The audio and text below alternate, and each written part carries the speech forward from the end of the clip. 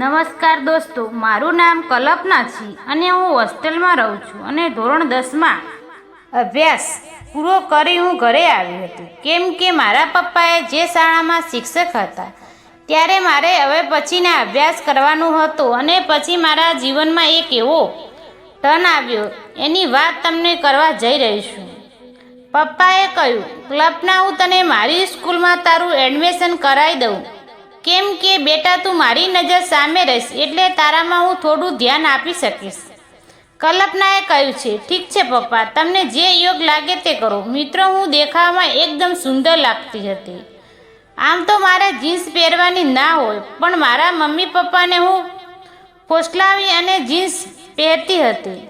પહેલા દિવસ મેં રૂમમાં એન્ટ્રી કરી તો મારા રૂમમાં એક 36 વર્ષના ટીચર પીરિયડ ચાલતો હતો. હું બોલી કે કમિંગ સર. સર બોલ્યા, હા આવી જાઓ. પણ શિક્ષકને જોઈ મને મારા ઉપરનું અભિમાન ઉતરી ગયું, કેમ કે તે મારા કરતાં ઘણા મસ્ત લાગતા હતા અને પપ્પાના મિત્ર પણ હતા. પછી સરે મને ઊભી કરીને પૂછ્યું, નવું એડમિશન છે, બોલ શું નામ છે તમારું? હું બોલી, કલ્પના. સર બોલ્યા, સરસ નામ છે. મારી નજર તો તેમના મોઢા ઉપરથી હટતી જ ન હતી, કેમ કે તે આટલા સુંદર હતા કે મને તો પહેલા દિવસ તેમની જોડે પ્રેમ થઈ ગયો હતો. પછી સરે 1 કલાક ભણાવ્યા પણ મને એમ કશી ખબર ન પડી, કેમ કે મારો તો સરને જોવામાં જ બધો ટાઈમ ગયો હતો. હવે સર બધાને કહ્યું કે હું જે લેસન આપીશ તે તમારે કરીને આવવાનું છે. હવે હું થોડી નિરાશ થઈ ગઈ, કેમ કે હવે મારે સરને જોવા માટે સોમવારની વાટ જોવી પડશે. એક જ દિવસમાં મને પ્રેમ થઈ ગયો, પણ હવે હું સરને જોયા વગર 1 કલાક પણ રહી શકું તેમ નથી.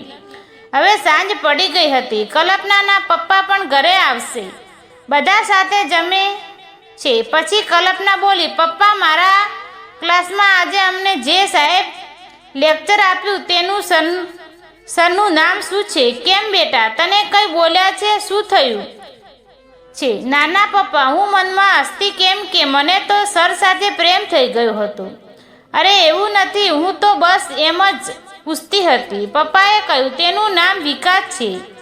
હું અંદરથી ખુશ થઈ રહી હતી. અને પછી મમ્મીએ કીધું, હવે હું સૂવા માટે જાઉં છું. સવાર થતાં 9 વાગ્યા. મમ્મી કલ્પનાને ઉઠાડે છે અને કહે છે, બેટા ઉઠો, 9 વાગી ગયા છે. તારા પપ્પા કહે છે તેમના દોસ્ત વિકાસ સર જોડે જાય છે. હું માં હતી પણ ફટાક કરતા બોલી, શું કહું મમ્મી? ફરી બોલ. તો તારા પપ્પા વિકાસ સર જોડે જાય છે અને તે બોલે છે. મારી ખુશીને તો 7મા આસપાસમાં પહોંચી ગઈ હતી અને ફટાફટ નીચે પહોંચી. પપ્પા બોલ્યા, કલ્પના બેટા, તું તારા નવા ક્લાસ ટીચર જોડે જાઉં છું. તારે કોઈ કામ હોય તો બોલ. હું મનમાં વાત બનાવી લીધી. હોમવર્કના બહાને મને વિકાસ સરને જોવાનો મોકો છે. હું છોડવા માંગતી નહોતી. પપ્પા, મારે કેટલાક પ્રશ્નો સોલ્વ કરવા માટે મારે તમારી સાથે આવવું છે. ઠીક છે, હું ફ્રેશ થઈને આવું છું. ફ્રેશ થઈ જીન્સ ટી-શર્ટ અને મેકઅપ લગાવી પપ્પાની સાથે ગાડીમાં બેસી ગઈ. પછી અમે વિકાસ સરના ઘરે પહોંચી ગયા. ત્યારે મેં વિકાસને સરને જોયું. મારા મનમાં ઘણા બધા પ્રેમના તરંગો ઊભા થવા લાગ્યા. વિકાસ સરે કહ્યું, અરે કલ્પના, કેમ તું પણ અત્યારે અહીંયા? મેં કહ્યું, સર, પપ્પાએ મને કહ્યું કે તારા સર જોડે જઉં છું, એટલે મેં કેટલાક પ્રશ્નો સોલ્વ કરવા આવી છું.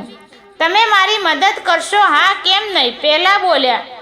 શું લેવું છે? ચા, કોફી? બસ ચા ચાલશે. પછી અમે વિકાસ સરના ઘરે બેઠા, પણ હું હવે સરની એટલી નજીક હતી તેની કલ્પના પણ ન કરી શકા. બસ હવે તો મારા નવા પ્રેમનો ઇંતજાર કરવો બાકી છે. હું મોકાની વાટ જોતી હતી. પછી વિકાસ સરે મારા પપ્પાને પૂછ્યું, બોલો જયંતિભાઈ, કેમ આવવાનું થયું? અરે ભાઈ, હું પહેલા ટેબ્લેટ લેવા આવ્યો હતો. અરે હા, તમારું ટેબ્લેટ તૈયાર છે.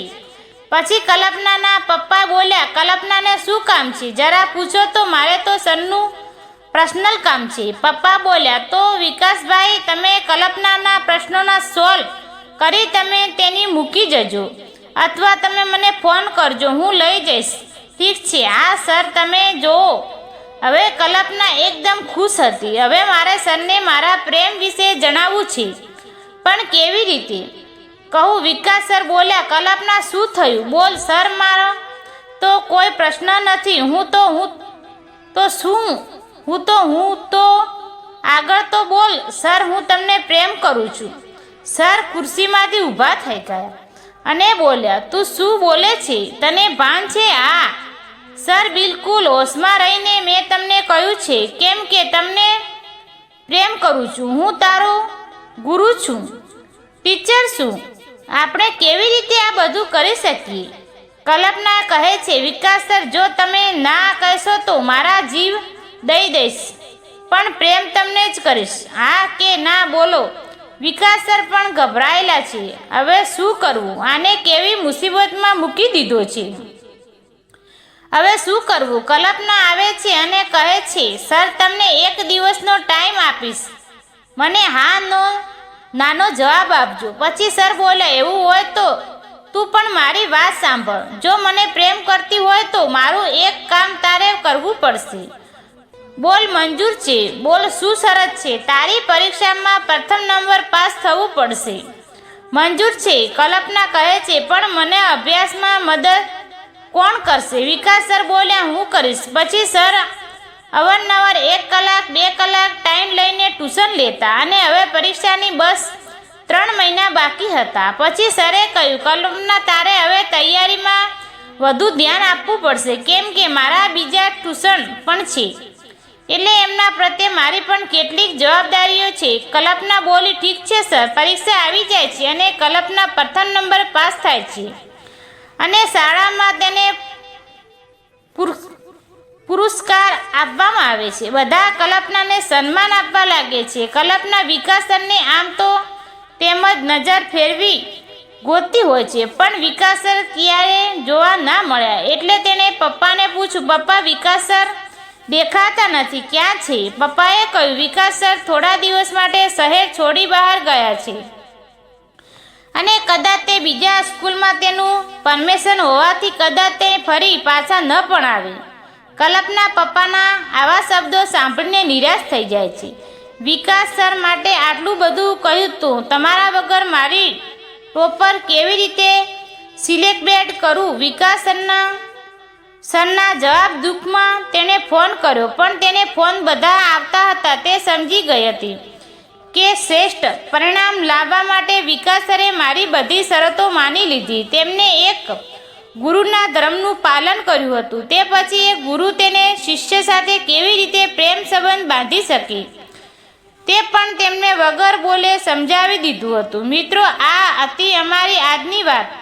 ગમી હોય તો ચેનલ લાઈક કરી સબસ્ક્રાઈબ કરી દેજો. ફરી મળીશું આવતીકાલે એક નવો વાર્તાની અંદર. ત્યાં સુધી આવજો. વિડીયો પૂરો જોવા બદલે આપ સૌ મિત્રોનો ધન્યવાદ. આભાર.